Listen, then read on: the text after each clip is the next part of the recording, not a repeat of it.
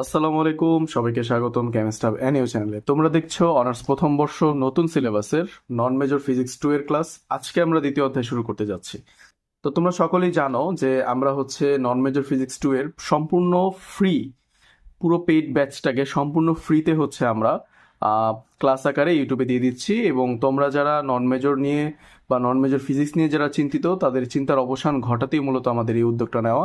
আমরা সবসময় জাতীয় বিশ্ববিদ্যালয়ের পিছিয়ে পড়া স্টুডেন্টদের নিয়ে কাজ করার চেষ্টা করতেছি, যেন একটা সময় তোমরাও ভালো রেজাল্ট করতে পারো এবং আমাদের জাতীয় বিশ্ববিদ্যালয়ের সার্টিফিকেটটাকে বিশ্বের দরবারে খুবই মূল্যায়ন সার্টিফিকেট হিসেবে তুলে ধরতে পারো।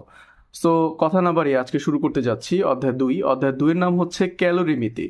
আচ্ছা, তোমরা সবাই হচ্ছে এর আগেও আমি বলেছি যে তোমরা যারা অনার্স ফার্স্ট ইয়ারে পড়তেছো, তোমাদের সিলেবাসটা অনেকটা বললে ভুল হবে, প্রায় বলা যায় যে 80%ই হচ্ছে তোমাদের ইন্টারের সাথে মিক্স হওয়া বা ইন্টারের সাথে মিলিত। ঠিক আছে, তো তোমরা যারা ইন্টারে ফিজিক্সটা বা হচ্ছে কেমিস্ট্রিটা খুব ভালোভাবে শেষ করছো, তারা হচ্ছে দেখবা যে সবকিছুই মূলত ইন্টার থেকেই এই অনার্সের মধ্যে হচ্ছে অনার্সের বইগুলোতে ইনক্লুড করা হয়েছে। তো তোমরা যারা ইন্টারে বেসিকে দুর্বল, তাদের একটু সমস্যা হইতে পারে। আর যারা বেসিকে দুর্বল না, মাশাল্লাহ ভালো আছো, তাদের জন্য তো কোনো সমস্যাই হবে না ইনশাল্লাহ। তো আজকে আমরা যেটা শুরু করতে যাচ্ছি ক্যালোরিমিতি। আমরা হচ্ছে প্রথম অধ্যায়টা যখন করছিলাম সেটার নাম কিন্তু ছিল থার্মোমিতি, তাই না? বাট এখন যেটা আমরা করব সেটা হচ্ছে দ্বিতীয় অধ্যায়, আর দ্বিতীয় অধ্যায়ের নাম হচ্ছে ক্যালোরিমিতি। সো দেখো, ক্যালোরিমিতি এই অধ্যায়টা থেকে তোমাদের জন্য প্রথমেই যে প্রশ্নটা আসে সেটা হচ্ছে নিউটনের শীতলীকরণ সূত্রটা বিবৃতি করো ও লিখো, তাই না? বা ব্যাখ্যা করো। তো আমি হচ্ছে আমাদের পেজে গতকাল একটা তোমাদের যে নমুনা প্রশ্ন কিভাবে আসতে পারে সেই প্রশ্নের একটা নমুনা প্রশ্ন যেটা জাতীয় বিশ্ববিদ্যালয় তৈরি করেছে বা পাবলিশ করেছে, সেটা কিন্তু আমি আমার পেজে দিয়ে দিয়েছি।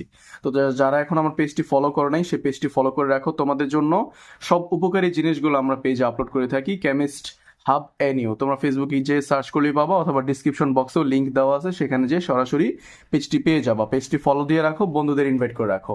আর চ্যানেলটি যারা নতুন দেখছো, যারা এখনো ক্লাস সম্পর্কে জানো না, বা তোমার যেসব বন্ধুরা হচ্ছে এখনো ক্লাস সম্পর্কে জানে না, তাদেরকে এই চ্যানেলের ব্যাপারে জানিয়ে দাও, সবার সাথে শেয়ার করে দাও ক্লাসগুলো। আর হচ্ছে চ্যানেলটিকে সাবস্ক্রাইব করে বেল আইকনে ক্লিক করে রাখো। তোমাদের পরীক্ষার আগে সাজেশন জাতীয় যা যা আছে A to Z এখানেই আপলোড করা হবে। ওকে, আচ্ছা, তো আমরা শুরু করতে যাচ্ছি। নিউটনের শীতলীকরণ সূত্রটা বিবৃত ও ব্যাখ্যা করো। কিভাবে এটা বিবৃত করবা বা ব্যাখ্যা করবা? তো তোমরা যারা নমুনা প্রশ্নটা দেখছো, তারা অবশ্যই জানো যে নমুনা প্রশ্নের মধ্যে প্রত্যেকটা প্রশ্নে 2টা করে পার্ট থাকবে, আর প্রত্যেকটা প্রশ্ন হচ্ছে 10 মার্কের। ক থাকবে 5 মার্কের, খ থাকবে 5 মার্কের। এইভাবে প্রত্যেকটা প্রশ্নে 2টা করে প্রশ্ন তোমার অ্যান্সার করতে হবে। তো টোটাল 80 মার্কের পরীক্ষা হলে এরকম 8টা কোশ্চেন তোমার অ্যান্সার করতে হবে, এবং 8টার মধ্যে 2টা করে প্রশ্ন থাকলে বা পার্ট থাকলে টোটাল 16টা প্রশ্ন হয়ে যায়। এখন এর মধ্যে কথা হচ্ছে টিকাও আছে। টিকার মধ্যে আবার দেখা গেছে যে টিকা 3টা দিলে হচ্ছে 10 মার্ক থাকে।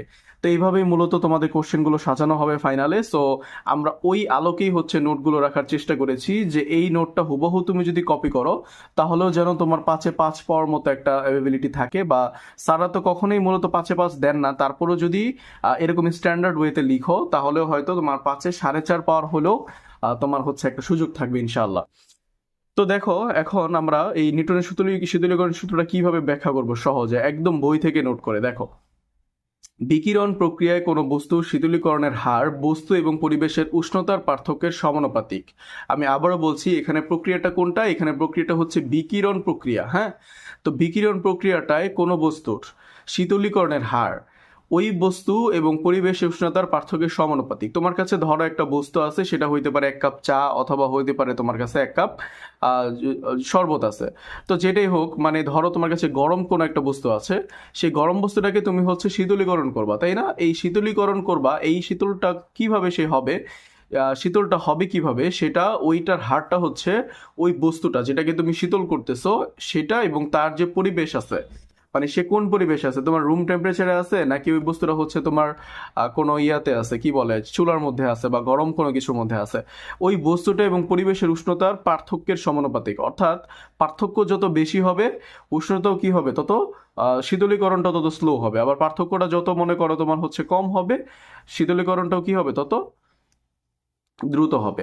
এই আর কি, ঠিক আছে? আচ্ছা, আমি একটু ভুল বলছি, পার্থক্যটা যত বেশি হবে শীতলীকরণটা তত দ্রুত হবে, আর পার্থক্যটা যত কম হবে শীতলীকরণটা কি হবে, তত স্লো হবে। ঠিক আছে, আচ্ছা, এটাই হচ্ছে নিউটনের শীতলীকরণ সূত্র। তো দেখো, এখানে বলতেছে যে এটাকে আমরা সূত্র অনুযায়ী কিভাবে ব্যাখ্যা করব? ব্যাখ্যা তো আমরা মানে অলরেডি মেন সূত্রটা আমরা দেখে ফেলছি, এখন আমরা এটাকে কিভাবে সূত্রে কনভার্ট করব সেটা আমরা দেখছি। দেখো, কোনো বস্তুর তাপমাত্রা থিটা এর পারিপার্শ্বিক তাপমাত্রা যদি থিটা এন হয় এবং বস্তু কর্তৃক বর্জিত তাপের হার যদি -dq/dt হয়, তাহলে নিউটনের শীতলীকরণ সূত্র অনুসারে কি হয়? দেখো, এখানে বস্তু কর্তৃক বর্জিত তাপের হার সেটাকে আমরা অন্তরীকরণ আকারে লিখেছি, অর্থাৎ একদম ক্ষুদ্রাতি ক্ষুদ্র মান ধরেছি, এই জন্য অন্তরীকরণ আকারে লিখা dq/dt। হ্যাঁ, এটা হলে নিউটনের শীতলীকরণ সূত্র অনুসারে কি হয়? দেখো, এই যে তার যে বস্তু যে বর্জিত তাপের হারটা আর পারিপার্শ্বিক যে তাপমাত্রাটা, দেখো পারিপার্শ্বিক তাপমাত্রার পার্থক্য সমানুপাতিক কি? বর্জিত তাপের হার। ঠিক আছে, তাহলে এটা হচ্ছে আমাদের মেন সূত্র, বর্জিত তাপের হার সমানুপাতিক পারিপার্শ্বিক তাপমাত্রার পার্থক্য। তো এখন আমরা কি করব? এই থিটাটা কিন্তু এই যে বর্জিত তাপের হারে যে থিটাটা আছে সেই থিটাটাই কিন্তু এই তাপমাত্রা ও পারিপার্শ্বিক তাপমাত্রার হারের সাথে কিন্তু মিলে গেছে, পার্থক্যের হারটার সাথে কিন্তু মিলে গেছে। তো এখন আমরা কি করব? সমানুপাতিকের পরিবর্তে সমান চিহ্ন আনবো এবং সমানুপাতিক পরিবর্তে একটা ধ্রুবক আনবো, সেই ধ্রুবকটাকে আমরা কে ধরে নিলাম। তো জাস্ট আমরা সূত্রটা লিখছি, এখন নিচে একটু ব্যাখ্যা করে দিবা যে এখানে কে হচ্ছে একটা ধ্রুবক, এই ধ্রুবক বস্তুর পৃষ্ঠদেশের ক্ষেত্রফল ও প্রকৃতির উপর নির্ভর করতেছে। ওকে, আচ্ছা, এই ধ্রুবক বস্তুর প্রকৃতির উপর নির্ভর করে না বলে সকল বস্তুর জন্য এর মান হচ্ছে সমান। ওকে, তাহলে বস্তুর পৃষ্ঠদেশের ক্ষেত্রফল আর প্রকৃতির উপর নির্ভর করতেছে, কিন্তু বস্তুর প্রকৃতির উপর নির্ভর করতেছে না। তাই কি হয়? সকল বস্তুর জন্য এর মানটা সমান হয়। সকল বস্তুর জন্য যদি এটার মানটা সমান না হইতো, এটা কিন্তু ধ্রুবক হইতে পারতো না। আশা করি তোমরা সবাই বুঝতে পারছো। ওকে, এখন দেখো যে ধরা যাক এই তাপমাত্রা, এই তাপের হ্রাসের হার হচ্ছে ই। যদি তাপের হ্রাসের হার ই হয়, তাহলে তাপের হ্রাসের হার বস্তুর বর্জিত তাপের হারের সমান হবে না, অর্থাৎ -dq/dt সমান ই হবে না।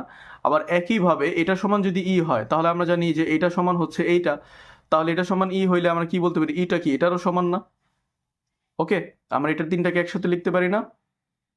তো এই সূত্রটাই হচ্ছে মূলত নিউটনের শীতলীকরণ সূত্র। তাহলে আমরা এই সূত্রটা লিখলাম, সূত্র কিভাবে আসছে সেটা বিবৃতি করলাম, ব্যাখ্যা করলাম। আমাদের এতটুকু লিখলেই আশা করি একটা স্ট্যান্ডার্ড অ্যান্সার হবে। তারপরে তোমরা যদি চাও আরো কিছু অ্যাড করতে পারো, নিচে যেমন লিখলা যে আমরা নিচে সূত্রটা ব্যাখ্যা করতেছি, এরকম কিছু লিখতে পারো, সমস্যা নাই। ওকে, আচ্ছা, চলে যাচ্ছি পরবর্তী প্রশ্ন। আমাদের পরবর্তী প্রশ্নটি হচ্ছে সমষ্ণ প্রক্রিয়া ও রুদ্ধতাপীয় প্রক্রিয়ার মধ্যে পার্থক্য রিলেটেড কোশ্চেনগুলো ডিরেক্ট মুখস্থ করে ফেলবা, এবং এটা মুখস্থ করলে একটা লাভ আছে তোমাদের, আমি বলতেছি। দেখো লাভটা কি? লাভটা হচ্ছে, যেমন এখানে প্রশ্নটা কি, সমষ্ণ প্রক্রিয়া রুদ্ধতাপীয় প্রক্রিয়ার মধ্যে পার্থক্য না? তুমি সমষ্ণ প্রক্রিয়া নিয়ে যখন ব্যাখ্যা করতে যাবা বা রুদ্ধতাপীয় প্রক্রিয়া নিয়ে যখন ব্যাখ্যা করতে যাবা, পাশাপাশি তুমি সমষ্ণ প্রক্রিয়াটা কি এটাও শিখে ফেললা, আবার রুদ্ধতাপীয় প্রক্রিয়াটা কি এটাও শিখে ফেললা।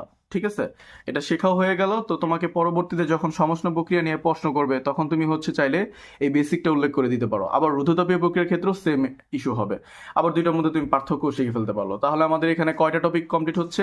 তিনটা প্রশ্ন বা তিনটা টপিক কমপ্লিট হচ্ছে। এক, সমষ্ণ প্রক্রিয়া নিয়ে কোশ্চেন কমপ্লিট হচ্ছে, তারপর হচ্ছে রুদ্ধতাপীয় প্রক্রিয়ার টপিকটা কমপ্লিট হচ্ছে, প্লাস এই দুইটার মধ্যে পার্থক্য, এগুলো আমাদের কমপ্লিট হয়ে যাচ্ছে। ওকে, এখন আসো এটা জাস্ট তোমরা ব্যাখ্যা করে দিবা কিভাবে। দেখো, আমরা তো আমাদের টেলিগ্রাম গ্রুপে হচ্ছে তোমাদের এই নোটগুলো দিয়ে দিই ক্লাস শেষ হলে। তো তোমরা যারা এখনো টেলিগ্রাম গ্রুপে জয়েন করোনি, তারা আমাদের ফেসবুক পেজে নক করতে পারো। আর যারা আমাদের মেজর পেড ব্যাচগুলোতে জয়েন করতে চাও, কেমিস্ট্রি, রসায়নের হচ্ছে যে তিনটা মেজর পেড ব্যাচ আছে, physical chemistry 1, organic chemistry 1 and inorganic chemistry, এই তিনটা ব্যাচে চাইলে তোমরা হচ্ছে জয়েন করতে পারো, একসাথে অফার আছে।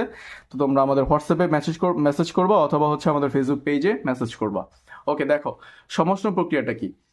যে প্রক্রিয়ায় কোনো সিস্টেমের তাপমাত্রা স্থির রেখে গ্যাসীয় পদার্থের চাপ ও আয়তনে পরিবর্তন ঘটানো হয় তাকেই হচ্ছে সমষ্ণ প্রক্রিয়া বলে। ওকে, অর্থাৎ সিস্টেম ও তাপমাত্রা স্থির থাকবে, জাস্ট গ্যাসীয় পদার্থের চাপ ও আয়তনে পরিবর্তন হবে, সেটা হচ্ছে সমষ্ণ প্রক্রিয়া। আর রুদ্ধতাপীয় প্রক্রিয়াটা কি? যে প্রক্রিয়ায় কোনো সিস্টেমের মোট তাপ শক্তি স্থির থাকবে, ঠিক আছে, এবং পদার্থের চাপ ও আয়তনে পরিবর্তন ঘটানো হবে, তাকে রুদ্ধতাপীয় প্রক্রিয়া বলে। তাহলে সমষ্ণ প্রক্রিয়া আমরা দুইটা জিনিস স্থির রাখতেছি, সিস্টেমের তাপমাত্রাটা স্থির রাখতেছি, আর এখানে আমরা সিস্টেমের মোট তাপ শক্তিটা স্থির রাখতেছি। ওকে, আচ্ছা, সিস্টেম সমষ্ণ প্রক্রিয়া, এই প্রক্রিয়া সিস্টেমের তাপ স্থির রাখে, এই প্রক্রিয়া সিস্টেমের তাপমাত্রা স্থির থাকে না, কিন্তু তাপ স্থির থাকে। কার্যকরী পদার্থকে তাপ সুপরিবাহী পাতে নিয়ে সমষ্ণ প্রক্রিয়া সম্পাদন করা হয়। রুদ্ধতাপীয় প্রক্রিয়া সম্পাদনের জন্য কার্যকরী পদার্থকে তাপ কুপরিবাহী পাতে নিতে হয়। এটা একটা ধীর প্রক্রিয়া, এটা একটা দ্রুত প্রক্রিয়া। সমষ্ণ লেখা অপেক্ষাকৃত কম খাড়া, আর এই প্রক্রিয়া পিভি গামা সমান ধ্রুবক সমীকরণে বেশি খাড়া। সমষ্ণ লেখো অপেক্ষাকৃত কম খাড়া, আর রুদ্ধতাপীয় লেখো অপেক্ষাকৃত বেশি খাড়া। এই ধরনের কোশ্চেন কিন্তু তোমাদের আসে, যে প্রমাণ করো বা ব্যাখ্যা করো যে রুদ্ধতাপীয় প্রক্রিয়ায় পিভি সমান গামা সমান পিভি গামা সমান ধ্রুবক, কেন বেশি খাড়া। এটা কিন্তু তোমাদের অর্গানিক কেমিস্ট্রিতে এই কোশ্চেনটা আসে। ঠিক আছে, আশা করি তোমরা সবাই বুঝতে পারছো। এই কোশ্চেনের অ্যান্সারটা এতটুকু দিলেই যথেষ্ট।